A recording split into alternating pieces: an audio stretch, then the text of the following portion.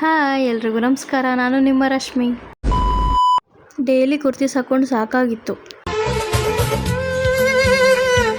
ಈ dark blue colour frock ಹಾಕೊಂಡು ready ಆದೆ.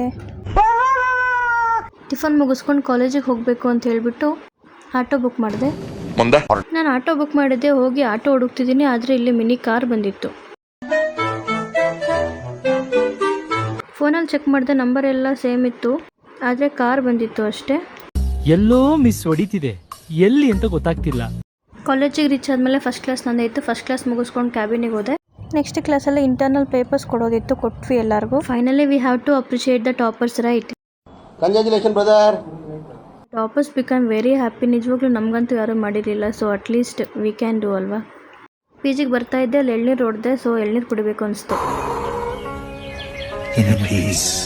ಸಮ್ಮರ್ ಆಗಿರೋದ್ರಿಂದ ನಾನು ಡೈಲಿ ಎಳ್ನೀರು ಕುಡಿಯೋದು ಅಭ್ಯಾಸ ಮಾಡ್ಕೊಂಡಿದ್ದೀನಿ.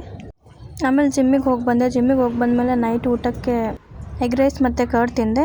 ನೈಟ್ ವಾಕಿಂಗ್ ಮುಗಿಸ್ಕೊಂಡು ಮಲ್ಕೊಂಡೆ. Okay bye.